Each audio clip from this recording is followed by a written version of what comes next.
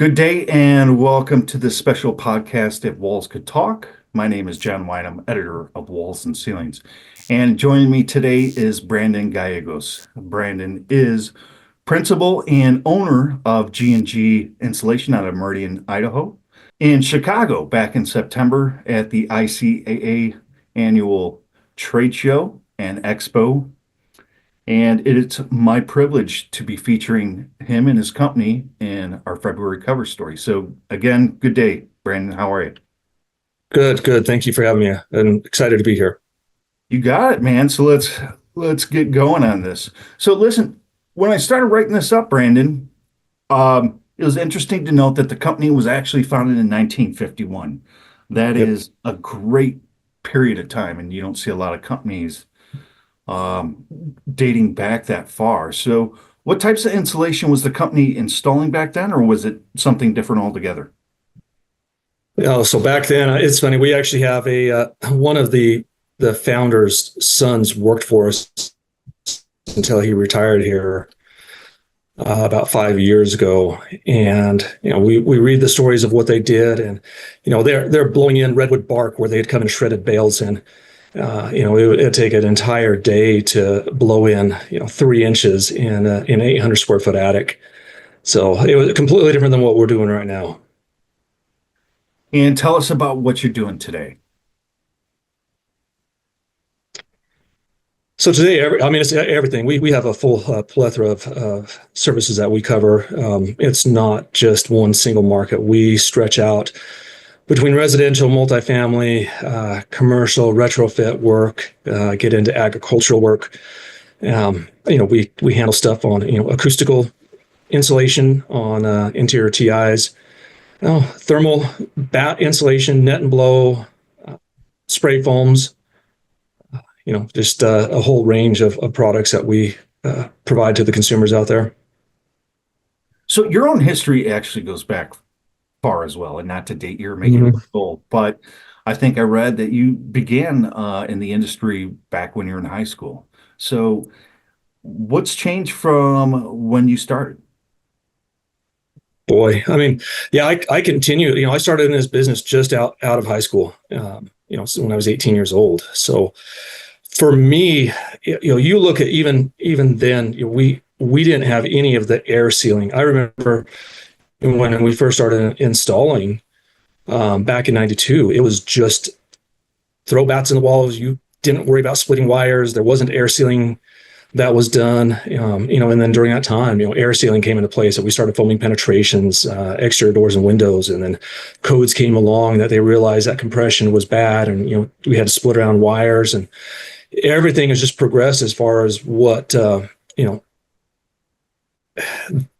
applications, and even the building science portion of it has really come along too. And I remember having a conversation with a longtime customer who's since retired, and I mentioned to him that I was headed to a building science seminar.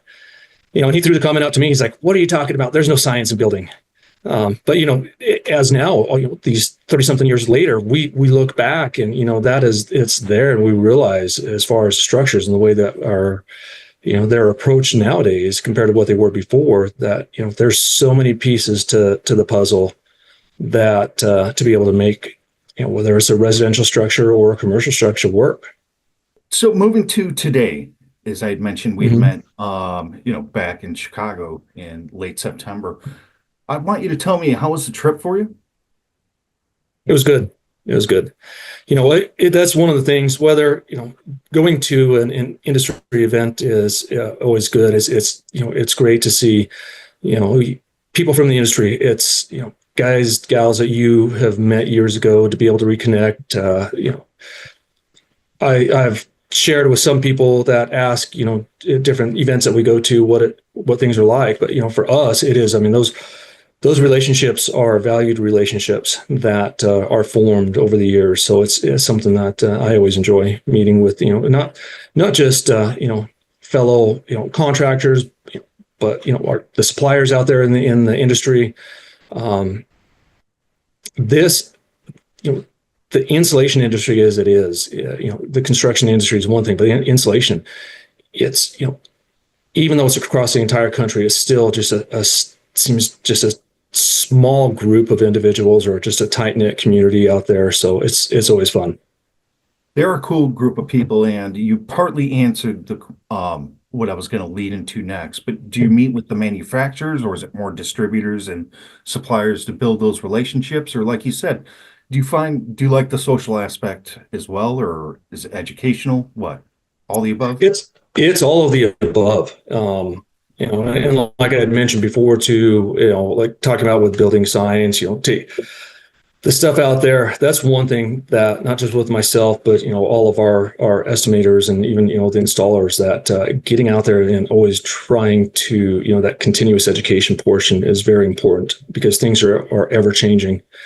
But suppliers, manufacturers, I mean, it's everything on that group of meeting with people.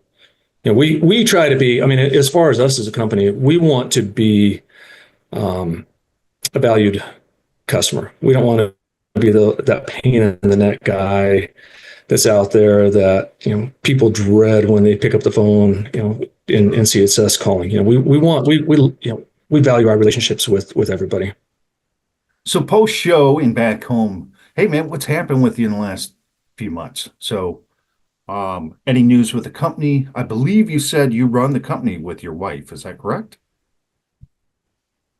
Yeah, we have, I handle everything on the front end of stuff. We have, and we have two different locations. We have one, Meridian, Idaho, which is, the Boise, Idaho market. And then one in Twin Falls, Idaho.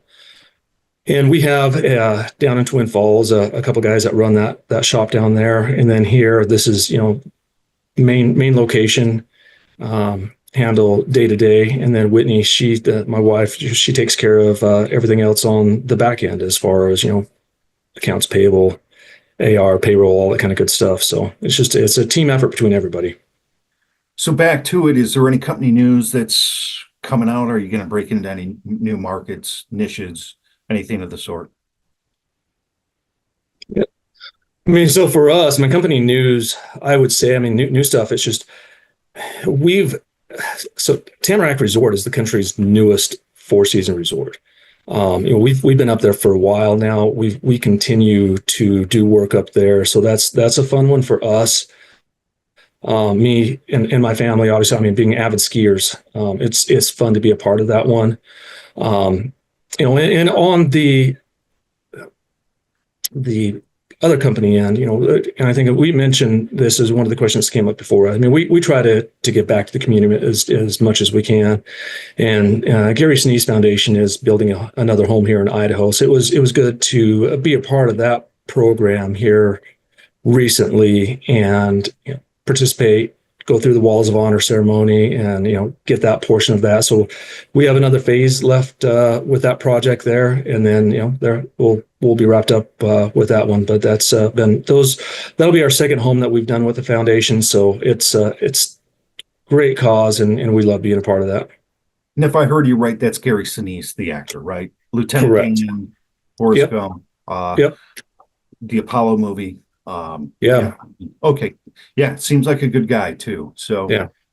excellent. Hey, I never asked you this, but do you color outside the state borders? So do you do Washington, or is it Wyoming or Montana? Like what are your colors? We don't right now. We've stayed within Idaho. It's just been even just within where we are at, we have a large area that we service that you're a couple hours each way, and even in some of the mountain areas and mountain territories that we cover, it's just you can be 3.5 hours. It's not like back east where you have such a small perimeter. Idaho is just a large state, so we handle Idaho. We've done some work in northern Nevada on the Duck Valley Indian Reservation down there. We've done some work down that with some projects that they've had. But other than that, it's been all within Idaho though.